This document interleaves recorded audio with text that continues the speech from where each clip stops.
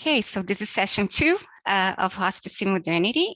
And I will start by talking a little bit more about the work of the gesturing towards the Colonial Futures Collective. In the last session, we talked about how the work of the collective addresses two sets of questions related to historical, systemic, and ongoing violence, and questions related to the unsustainability of our current habits of being, and also social and ecological collapse. So in terms of historical, systemic, and ongoing violence, we're talking about colonialism, slavery, subjugation, exploitation, expropriation, wealth extraction, land and wage theft, destitution, dispossession, genocide. In terms of unsustainable growth and consumption, we're talking about the climate emergency, biodiversity loss, species extinction, overfishing, soil exhaustion, food and water insecurity, pollution, and toxic waste. So our work is kind of right in the middle. And we're also talking about tipping points, where we're reaching the limits of how much both people and the planet can take. And this is escalating our social disparities, the social polarization, violence, and also global mental health crisis. So with that, I think the most important thing to understand about the work of the collective is that we do create pedagogical experiments where we can sit with the difficult things without relationships falling apart and without us feeling overwhelmed or immobilized by the difficulties of these conversations. So expanding our capacity to do that, we believe, is the first step that we have to be able to compost the shit. So in terms of chapters 1 and 2, I think what they ask us to do is to try to understand how we got here. And chapter 1 focuses on a single story of forward, which is also referred to as the single story of progress, development, human evolution, and civilization, which is the story of modernity. If I had to define modernity in one sentence, I would say it is a single story of progress, development, human evolution, and civilization that is within and around us, and that most people don't even recognize that story is there, dancing with us and shaping our worlds all the time. So in the book, I talk about one of the earliest experiments, pedagogic experiments that I had to create in order to make the story visible. And it talks about this invitation for people to imagine a field of corn and to take their husks, the corn husks out, harvest them very quickly, and put them all in front of them. And then I asked people if the corn they had in their imagination looked like the corn that I have on the cover of my first book, which are multicolored corn cobs. And I use this as a metaphor to how our imagination has been colonized by the yellow corn cob. So the yellow corn cob represents here the normalization of single ways to imagine relationships, justice, faith, religion, security, nation states, our relationship to justice, our relationship to punishment, our relationship to contracts. And this becomes an all-pervasive story that is extremely difficult to interrupt in a more comprehensive way. Sometimes we interrupt bits of it, but it's very difficult to see the scale of how the story becomes part of our lives and becomes normalized and naturalized in that. So part of the aim of this chapter is to problematize the relationship between the yellow corn cobs and the multicolored corn cobs. So in that relationship is a relationship that is fraught with difficulties, and it's very complex because the yellow corn cobs are generally they generally project themselves as and perceive themselves as the most intelligent, benevolent, deserving, clean, full of capacity, merit, and leadership, where they dispense help and rights to the multicolored corn cobs, which are then represented in terms of lack, inadequacy, ignorance, violence, helplessness, servitude, waste, and disease. And at the core of this relationship is what is highlighted in yellow in the slide. And I'm going to put the slide bigger, which is the justification, in this case of the yellow corn cob, of unrestricted and unaccountable autonomy, epistemic and moral authority, which is the authority of defining things in universal ways, and universal arbitration of justice and common sense. So these are the three A's: autonomy, authority, and arbitration, that I would like you to remember for later.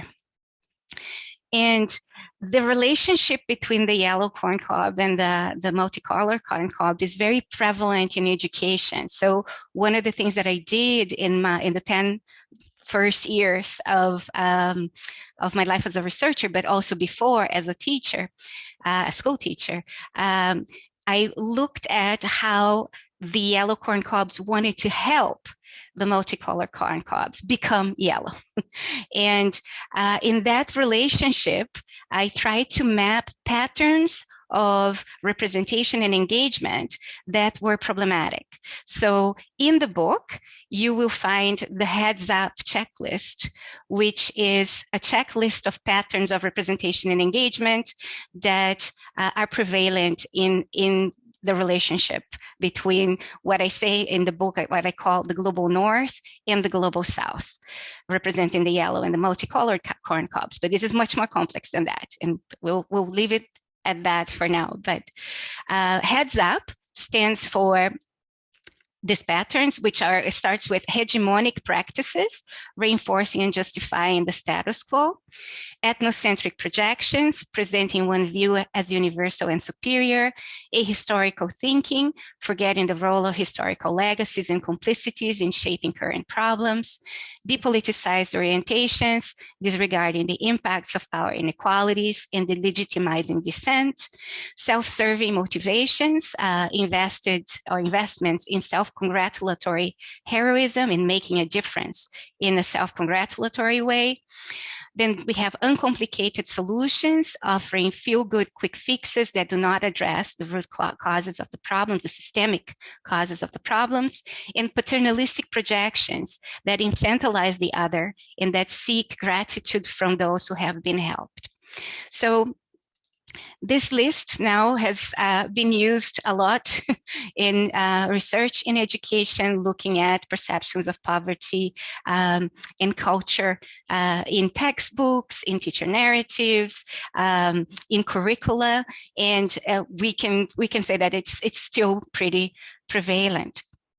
But the story doesn't stop there, because the relationship is also marked by many types of complexities. So while the yellow corn cob is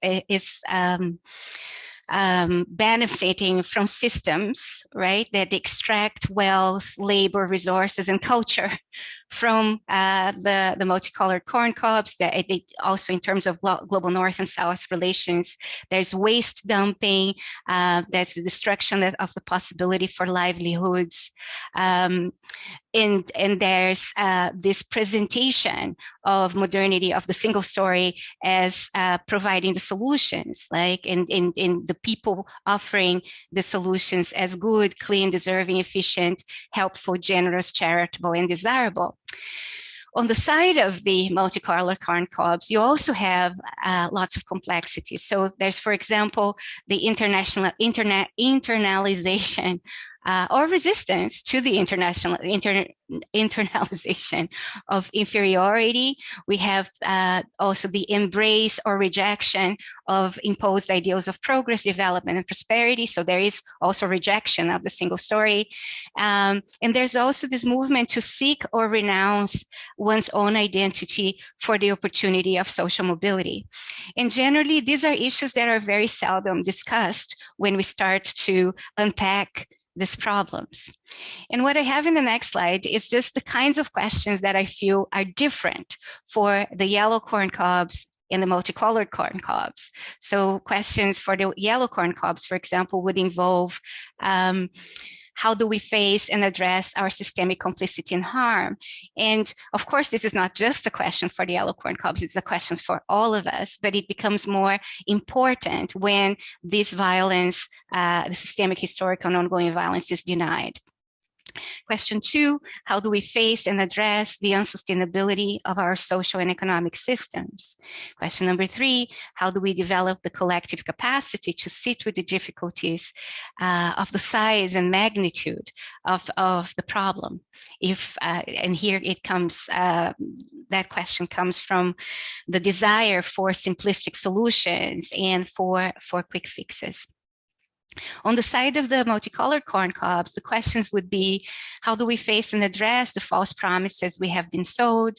How do we interrupt the internalization of low self-worth? For some reason, my mind wants to say internationalization. I don't know why. And question number 3, how do we keep going in the face of so much violence and destruction?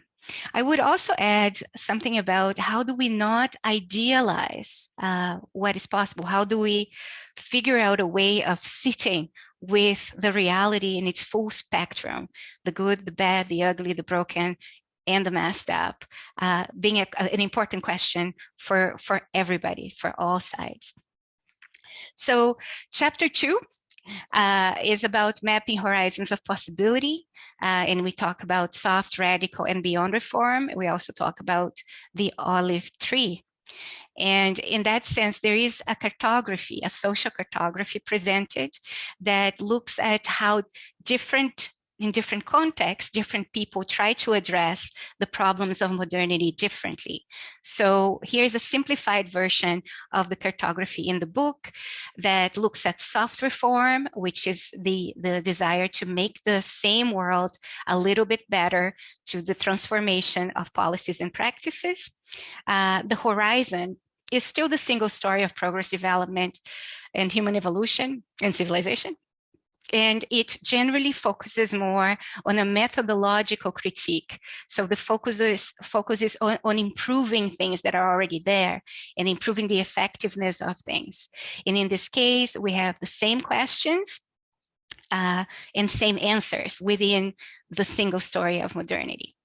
Then from soft reform to radical reform, there's a recognition of epistemological dominance, of the dominance in ways of knowing. So in radical reform, we try to make the same world a lot better by including more people, more voices, and more perspectives in collective action, in changing the systems in much more substantial ways. The horizon is a unification of stories, of other stories, in a single direction. So although the story may be a little bit different, it's still a single story. And the critique is addressed at an epistemological level, the level of knowing, which is generally a focus on representation. And here we have the struggles for identity or recognition as also part of this pack.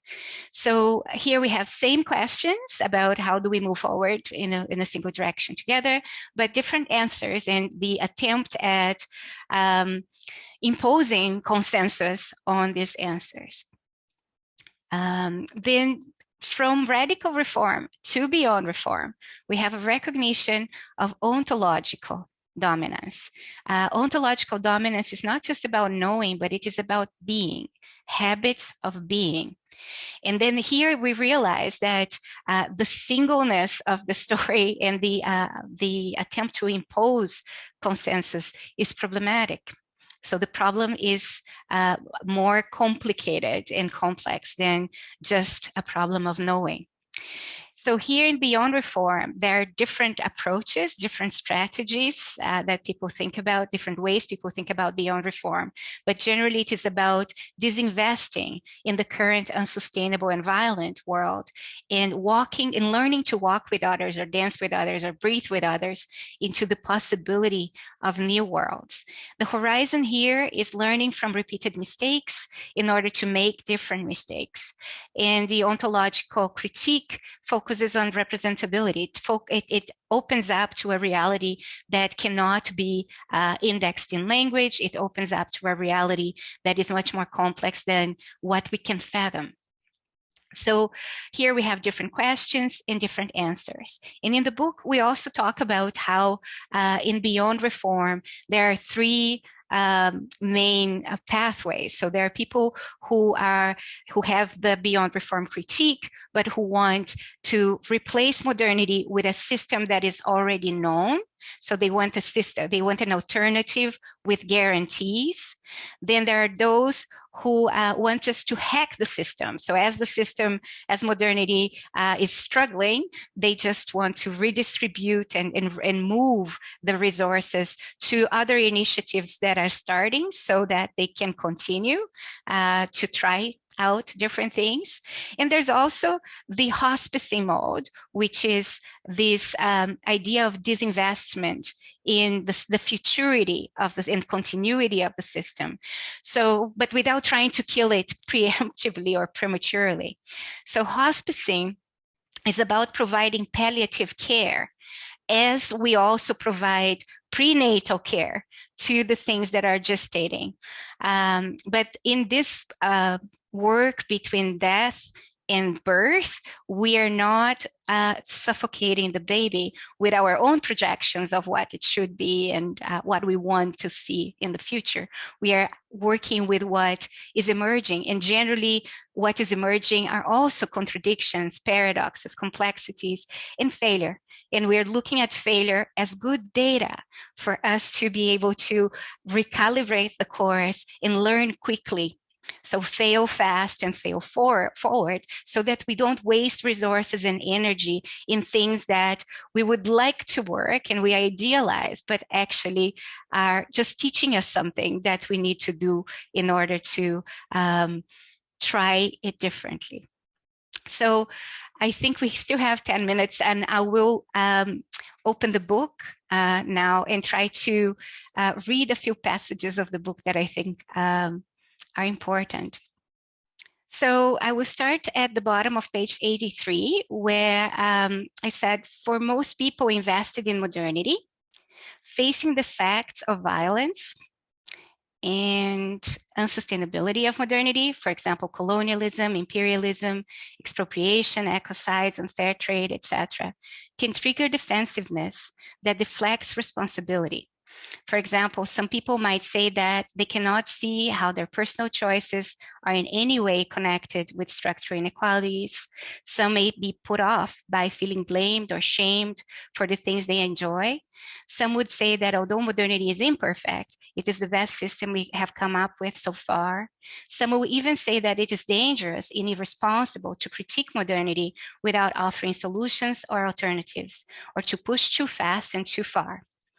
Some will doubt the veracity of critical claims, thinking that if things were really that bad, surely someone would have done something about it.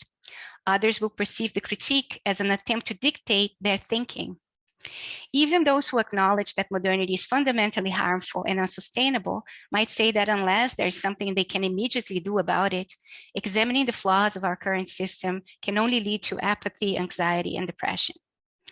In education, we tend not to talk about the hidden violence and costs of the promises of the current system because it is neither easy nor convenient to do so. Talking about it is uncomfortable and frustrating, can prompt feelings of hopelessness and anger, can make us look in the mirror and see something we don't want to see, and can make us enjoy less the things that are pleasurable if we don't think about where they come from and what and who, at what and whose expense. This is the sausage problem. Indeed, if given a choice, many people would choose to continue not to think about these things and to keep enjoying these pleasures and comforts uninterrupted. However, when these pleasures and comforts may be affecting the very possibility of the continuity of life on the planet, we need to consider our responsibility towards future generations of human and non-human lives. Part of us already knows we are in a huge mess, but because we do not know what to do or how to sit with this knowledge, we tend to evade thinking about it. We prefer to avoid facing the facts out of fear that we will feel groundless and overwhelmed with anxiety and grief. However, unless we find a way to face the systemic shit together and learn to compost it collaboratively and to transform it into new soil, we will drown in it collectively. While guilt, shame, and worthlessness are traps to be avoided, if we want to address the violence and unsustainability of modernity, there's no way around facing our complicity in social and ecological harm. The other passage that I will read is at the end of chapter 2, where I talk about the olive tree. So the image of the olive tree evokes the structure of modernity as an ancient elder facing the prospects of death, who is teaching us about their mistakes and failures so that we can learn how to live and die differently. Although this insight has been with me for a long time, it only really landed for me in 2017, when I was in Puglia in Italy for an event on the subject of alternative spaces of education. I was sitting under one of the olive trees dying from the region's bacterial infection. I wonder what that tree wanted to move within me when I remembered a song by Leonard Cohen that my mentor, Limario de Souza, and I had associated with hospicing modernity a few years before. The lyrics of the song, Alexandra Leaving, can be interpreted as teaching about the beauty and integrity of grieving for something sacred that is going away or already gone.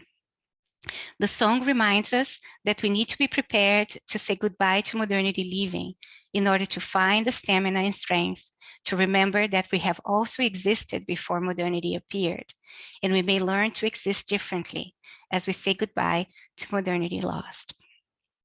So, as we still have the 5 minutes, I will invite you to listen to the song with me, because that song was very important to actually come up with the idea for the book about 12 years ago.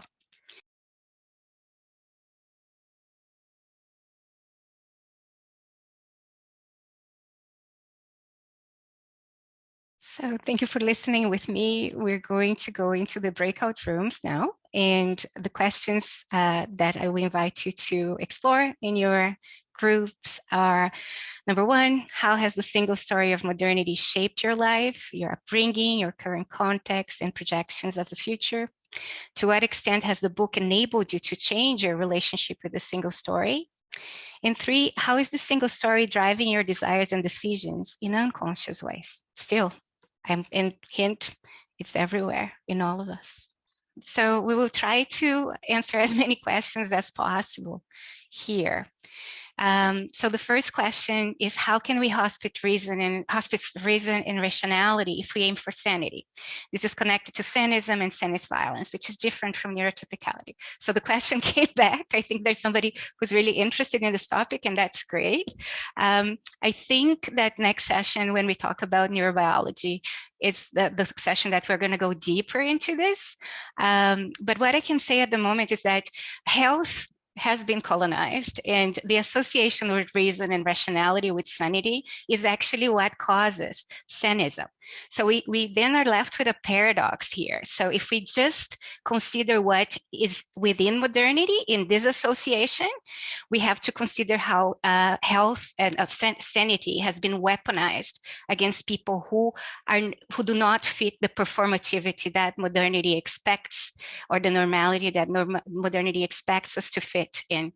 But if we only do that, if we only try to interrupt that violence, we also do not consider consider how sanity, health, and well-being have been conceptualized in many other cultures by the multicolored corn cobs.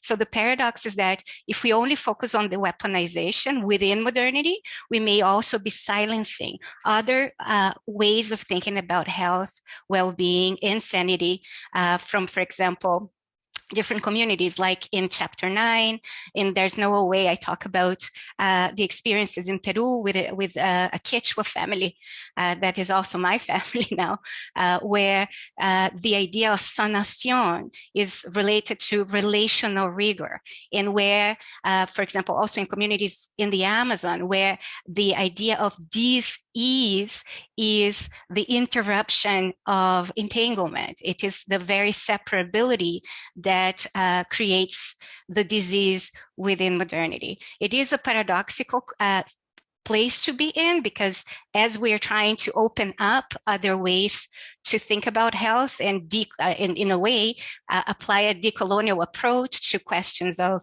sobriety, sanity, discernment, and maturity, we're also caught in the ways that these things have been weaponized within modernity. And it is a kind of an impossible position to be in, and we have to navigate it very carefully. But doing one thing, like trying to interrupt the colonization of health without considering the multiple layers and that of violence and the ways that modernity silences other perspectives on health is also problematic. So we have to figure out how to work with language in a very different way, and that's hard. But I ask the person who posed the question to bring the question back next session. And we are going to be talking about box head that is described in chapter 4, and also metaphorically about the neurobiology of modernity and the imposition of separability as a neurobiological impairment. That's the word. And when we're talking about health in this sense, we're using it relationally rather than in connection with single rationality or single understandings of reason. And that's what needs to be hospiced. It's the singularity and universality of this imposition. So back to Slido. How can we distinguish between hearing a calling or being drawn to an unknowing knowing for this work versus it being just an individualistic need? That's a great question. And it's not one that has a simple answer. It's one that requires discernment. And discernment is something that doesn't happen like it's not a formula, right? It happens with you with trial and error and being suspicious of your individualistic desires. The more suspicious you are of the passengers that are just trying to consume things for self-actualization without actually wanting to do the deeper work that is needed is I think the first step. So be suspicious of your desires and attachments and consumption of this, and see, because if you can't even see it, you can't interrupt it, right? So I think the book is trying to invite you to see how your ego tricks you. To try to protect you. It's not trying to pathologize the ego. It's trying to I think if anything, the book pathologizes the ways that modernity has conditioned us to feel separate from each other, from the land. And and the havoc that has created. But understanding that modernity was also trying to protect us from nature, well, what it understood as nature, right? And by separating us from that. And in that separation from nature, it was also trying to protect us from pain and from death in problematic and destructive ways. But there was that intention there that needs to be honored. What role does our automatic nervous system, fight, flight, and freeze, and fawn as well, I would say, play in hospicing modernity, particularly denial, and as an example of fight-flight response? The denial as fight-flight response is really real. And what we say in the book, I think, is that So modernity has all these promises of prosperity, health and well-being, and happiness. And when these promises become untenable, then there's two options there. Either people perceive these promises as broken and they want to fix it, and that's where most of the denial happens, because then you deny the violence and unsustainability of it. You just go back to an idealized version of modernity and go for it, and then scapegoat and you project the blame onto somebody else. And you just want modernity restored, or you understand the promises as unrealistic from the outset. And that's where you start to address the denial. And that's where when you start to address how unconsciously you are still attached, and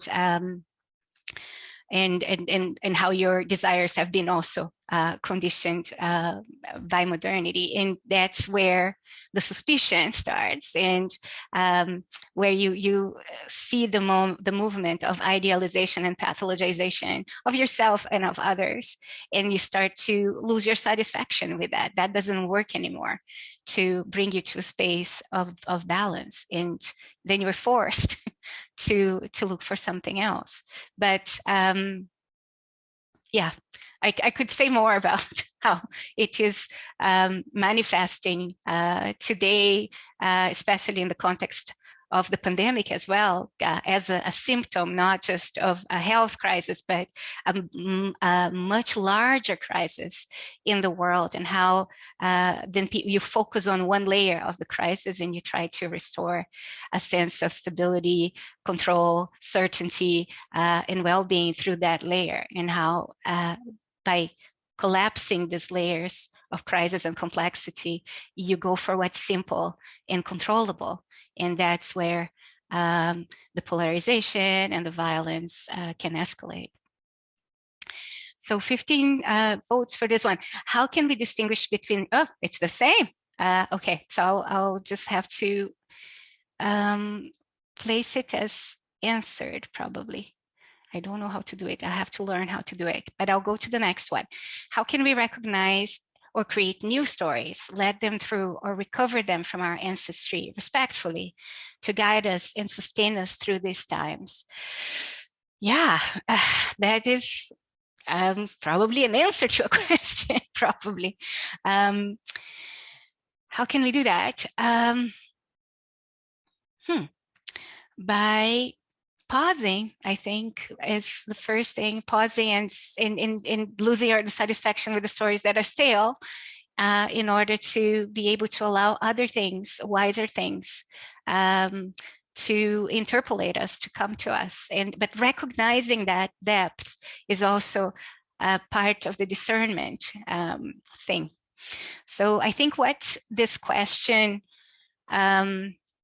reminds me of is, for example, the story of 4 mountains in the book. This is a story we carried with us. We received it as a gift to hold, not to take, but to hold, from John Cryer in 2015. John Cryer is an Indigenous elder here from Alberta. And the story then was taken and traveled a bit to other Indigenous communities. And we collected how other people held the story and contributed to the story as well. And we took it back to him to see what he thought about it, and he loved it. And he said, yeah, we can use it. So the collaboration in the book is a result of that conversation. But what I wanted to say is that that the 4 mountain story has surprised me so many times in terms of how especially youth, when they encounter the story, they realize that like modernity doesn't give you a very clear pathway of aging and eldering and relationship with death, right? So we have a lot of people saying that the story is super important. We need the pathway of maturity rather than a pathway of prosperity as maturity, right? Or in a specific kind of prosperity as maturity.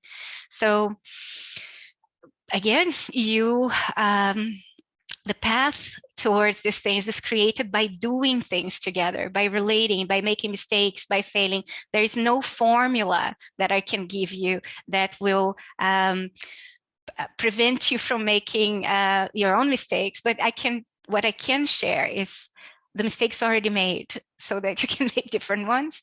And what I can share is that you do it by doing, right? You try it and you are suspicious. And you know that the ego will come back and want and demand its entitlements, and you will need to create space in your bus, hold space in your bus for that compass, right? Of maturity, discernment, and accountability. And that's a daily, minute to minute thing, rather than a teleology, an idea that you already have of how it should be. And that's why it's important that we talk and that we create communities, not large communities, small communities that are interested in going in depth in these explorations, rather than just fixing things quickly or just feeling good. We need a community that can sit with the shit and compost the shit together for us to learn how to do this. We're just beginning. Okay, so can this death-birth process be considered through a lens of collective rite of passage from an adolescent separate self worldview to an adult life-sustaining one? I think so. That's one way to think about it. There's also the idea, I think the book pushes more into the eldering. So not just stopping at the adult, but understanding that we're part of a much larger continuum that doesn't stop with our bodies, right? We're part of a larger metabolism that has a much longer temporality. But we do say in the book that modernity sells an ideal of a permanently youthful state and pathologizes aging and death. And that's one of the things that we need to sit with and hear from others about other ways of conceptualizing aging and death that can give us or expand our reference of reality and give us more possibilities for living and dying well. Then there's another one. When there are seemingly endless opportunities for engagement and deep personal costs, how do we choose where to focus our limited energies? Good question. Yeah, the demands are going only to increase exponentially, probably, and the opportunities as well for engagement. How can I respond to this? There are so many angles. There needs to be a form of decluttering of both the conscious and the unconscious for you to be able to hear what you actually need to do and trust your body in this. But in order to trust your body, you have to be suspicious of your ego-logical desire. So in order to be present to what's presenting itself, you cannot be wanting to run away from it or to idealize it. You have to be able to sit with what's there and choose with discernment what is your work or not your work to do. And in a context where we are led to consume everything, consume relationships, consume stuff, consume knowledge, consume critique, consume experiences, you will probably receive a lot of this consumption and be also consuming a lot of these things, unless you find a way to make that visible and to be able to go beyond it and behind it, or maybe behind it and beyond it, then you get lost in the vortex of different people claiming different things and different entitlements in conflict with each other. I think that we've seen this a lot in gatherings, right? Where either you have gatherings where people are super critical and want to go into the critical bits, but then you get lost in a competition for moral high grounds and critique, and then you fall into that trap or that ditch. Or on the other hand, you have gatherings where people just want to get along, go along to get along, and then difficult questions or critiques are also not taken so well. What we're trying to do is figure out a way where we can have the relationships and the critical things without it becoming a competition for who's the most woke, without it becoming a competition for virtue or entitlements. And unless we get there quickly, we're just wasting time and resources, because we're then betting on something that actually doesn't lead to a different form of coexistence or well-being. Yeah, I'm not sure if that answered the question, but that's what came. Sorry. Let me see the next one. I think I'm ideologically in the beyond reform camp, but I still find myself wanting to jump to solutions and fixes. Help. Okay, sometimes the critique is already in the beyond reform, but you don't know what to do, and then you have to actually work with what's available in your context. We work in different contexts with many different people, and what is possible in terms of soft radical beyond depends on the context and the moment of that context too, the momentum. So we always say that there is a message, a medium. So it's message, messenger, medium, the moment, and the moon that enable certain things to land in a specific context. And sometimes you have to, it's not you who can bring it. There's different ideas to the context. Sometimes it's not the right vibe as well that you're bringing that is allowing it to land. And sometimes you just don't know what to do. And that's fine. We're all learning. And I don't think anybody should be beating themselves up for that. But what we do need is a small community of people interested in these depth conversations that can share their experiments and attempts to do things differently. And by listening to each other in this different way of storytelling, which is not about, I don't know, elevating our virtues or coddling people. It's about actually inviting people towards depth. I think that the answer would be more along those lines.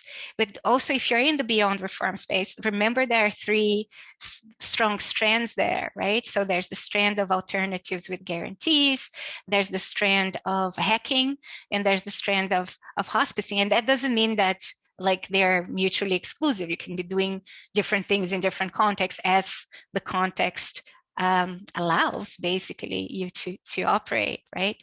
I would, though, caution a little bit about the alternatives with guarantees, because it's very, very quickly becomes a product also to be sold to others. And then the relationality piece of it and the relational rigor, they tend to be damaged by the process of trying to prove to others that you have the solution, trying to prove to others that you have the alternative that will replace modernity. Yeah, that reproduces modernity, basically. That reproduces the relational way that modernity has imposed. So yeah, just be careful with that one. But I'm not saying that nothing good can come out of it. I think we need to hear about alternatives. What I would like to hear more is the stories of complexity, the stories of failure, the stories of mistakes, so that we don't repeat the same mistakes. We can learn from each other in terms of the depth of experience of making these mistakes. This is partly what eldering, I think, is about.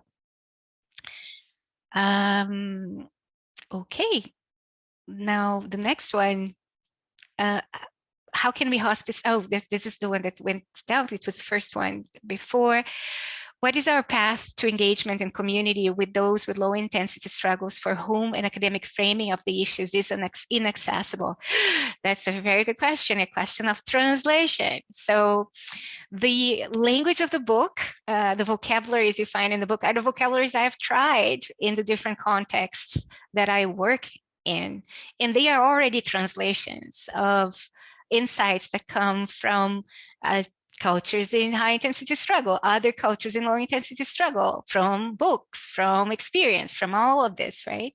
So in your context, you're going to have to be responsible for your own translations. Whoever you are working with, the translation is your responsibility in terms of if you want to present hospicing as an option, right?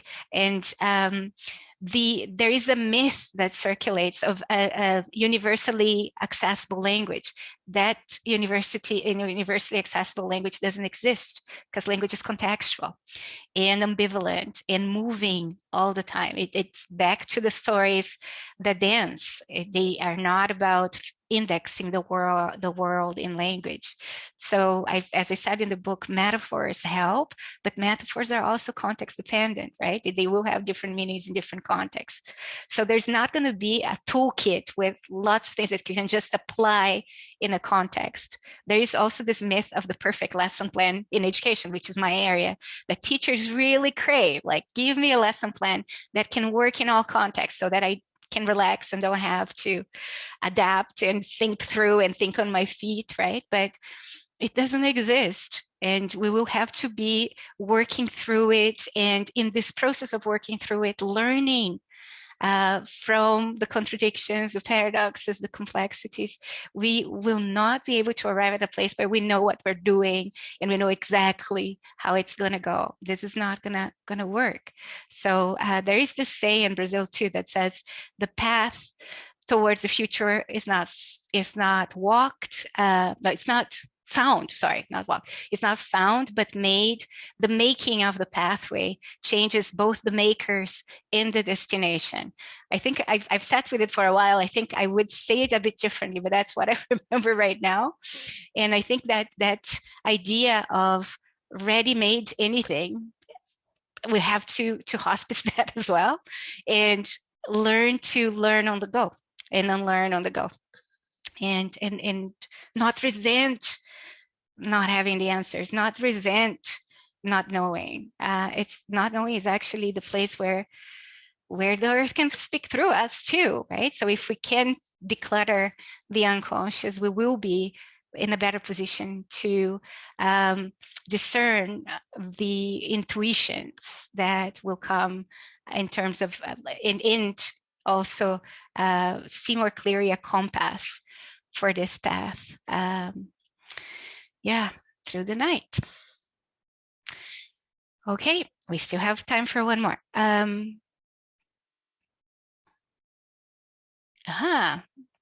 Yeah, very interesting.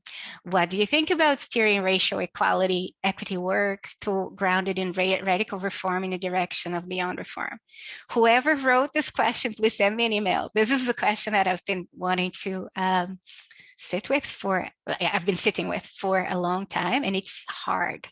This is very, very hard, because for a lot of people who have been subject to the violences of modernity, this is a space. Modernity now has a window of opportunity in the diversity work, and I would even say the diversity industry, where they can say, now it's my turn, right? And how are we going to say, like, this cannot be the end game? Because it's like we are fighting for plastic thrones in a palace that is on fire, and we need an exit strategy. But like this fight over plastic thrones, because these are not like, we're being given concessions. It's not necessarily diversity work, and these concessions are important. However, diversity work doesn't lead to a different form of coexistence. It just leads to the expansion of modernity at other people's and planet cost too. There's no way to expand modernity without the violence and the unsustainability, right? So how do we have a conversation with those who feel that now it's their turn to enjoy the benefits of modernity, and we come and say, actually, this is dying and we need to exit the palace that is burning? It's hard.